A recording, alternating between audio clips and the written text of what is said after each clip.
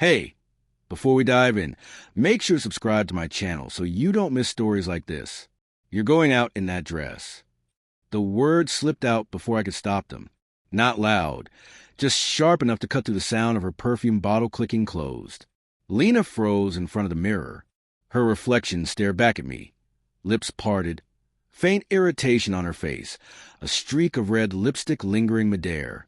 She looked stunning, a long black, form-fitting dress, shoulders bare, neckline daring. But beneath the surface, something twisted in me. Suspicion. I had seen that look before. That same glow, that secretive smirk that didn't reach her heart. This wasn't about the dress. It was about the way she was trying to look irresistible. And not for me, she said, calm but sharp. What's that supposed to mean, Ryan? I leaned against the doorway. You don't usually dress like that for drinks with coworkers. Lena laughed, short and sharp. You're unbelievable. It's just a dress, Ryan. I'm allowed to look nice. Yeah, I said quietly. But who are you trying to look nice for? Her eyes hardened. Don't start this again. I wanted to believe her. I really did. But I'd seen the text 2 nights ago, when her phone buzzed face up on the couch. Can't wait to see you again. Same place. The message was from N, just a letter. I hadn't asked about it. I wanted to, but I was afraid of the answer. Now she was there, glowing in that black dress, clutching her purse like it was a lifeline.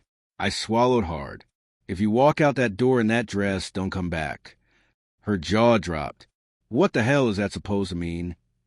It means I'm done pretending I don't see what's going on, I said, voice trembling. If you're meeting him tonight, at least have the decency not to do it under my roof. For a moment, silence filled the room, thick, suffocating. Then she laughed. Not a real laugh. A bitter, wounded scoff. You've lost it, Ryan. Really lost it. But her eyes betrayed her, flickering with guilt just for a heartbeat. Who? I demanded. Tell me I'm wrong.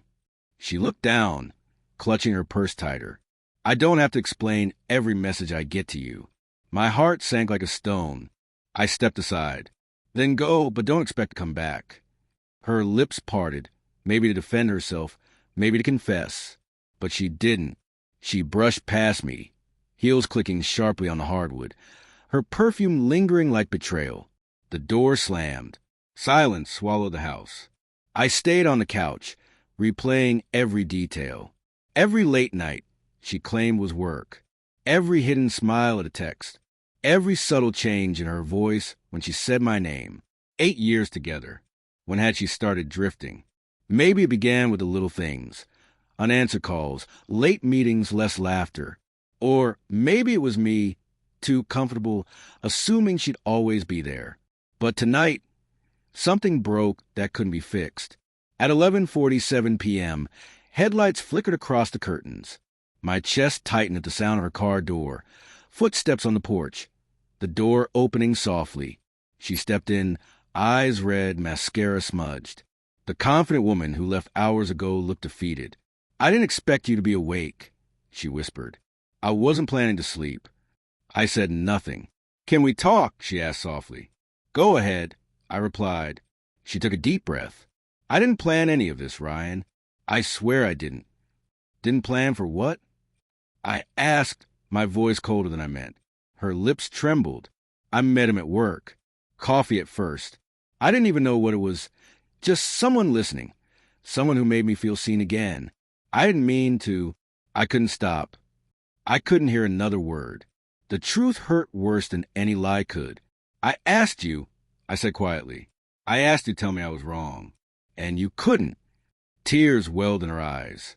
I didn't go there tonight to meet him. I went to end it. I looked at her, really looked. She wasn't lying now. I could see the pain, the guilt, the fear. Then why dress like that? I asked. She gave a sad smile. Because I wanted to feel in control. I wanted him to see the woman he thought he wanted and then walk away.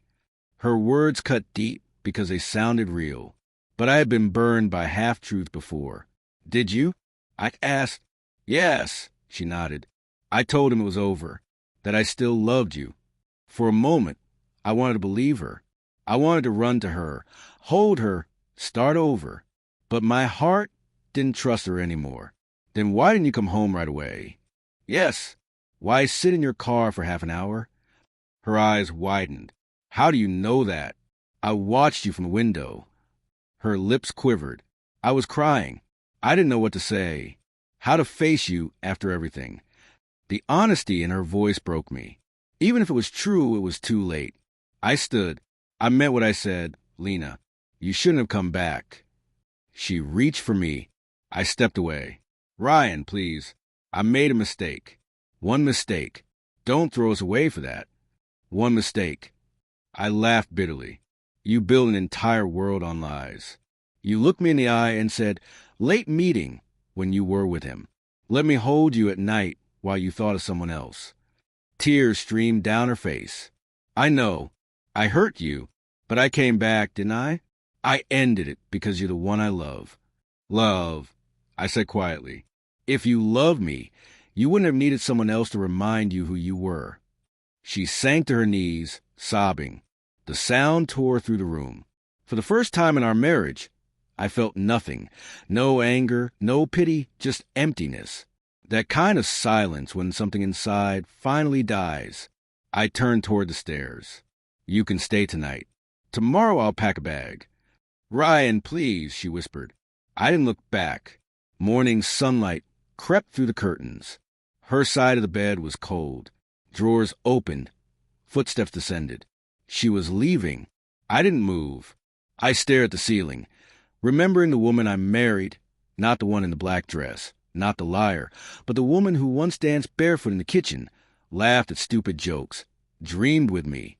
By the time I came downstairs, the house was empty. On the table, a note. I know I don't deserve forgiveness, but I meant it when I said, I love you. I'll carry the weight of what I did for the rest of my life. I just hope someday you can think of me without hate. A single tear marked the paper. I folded it slowly, placing it in the drawer beside our wedding photo. Not hate, not anymore. Just a dull ache of knowing that even the deepest love can die quietly without a fight. Sometimes, the hardest part isn't losing the person you love.